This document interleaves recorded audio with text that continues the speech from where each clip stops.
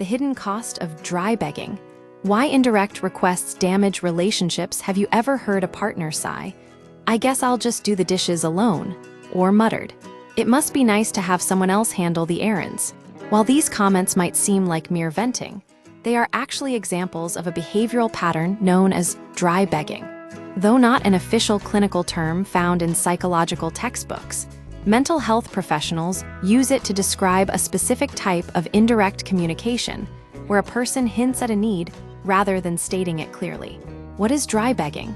At its core, dry begging is the act of making a vague complaint or a passive hint to signal a desire. Instead of a direct request such as, "I would love more quality time together," a dry beggar might say, "I guess I'll just stay home with the cat tonight." Experts suggest this behavior typically stems from several underlying drivers: insecurity and fear.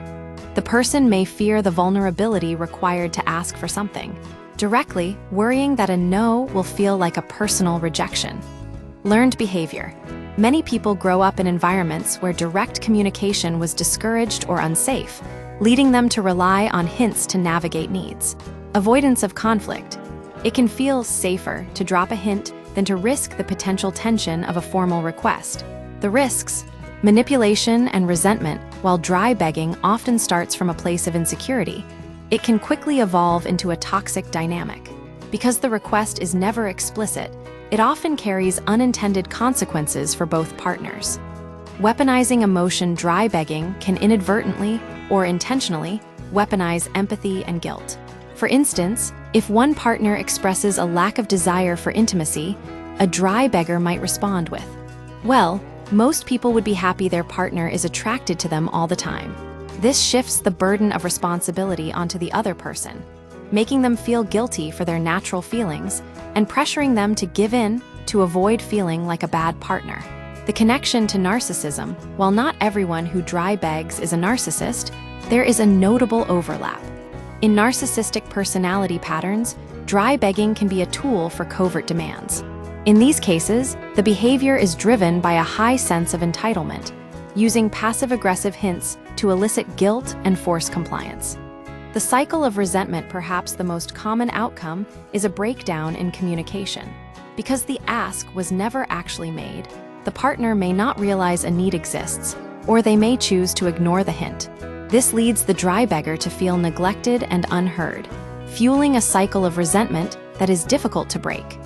How to break the pattern. Moving from passive hints to direct communication requires effort from both parties involved. If you are the one dry begging, build awareness. Recognize when you are making a comment to elicit a reaction rather than stating a need. Practice directness. Before speaking, identify the actual need. Instead of complaining about the chores, try saying, "I'm feeling overwhelmed. Could you help me with the laundry?" Communicate the change. Tell your partner you are working on being more direct. This sets expectations and allows them to support your growth. If your partner is dry begging, identify the subtext.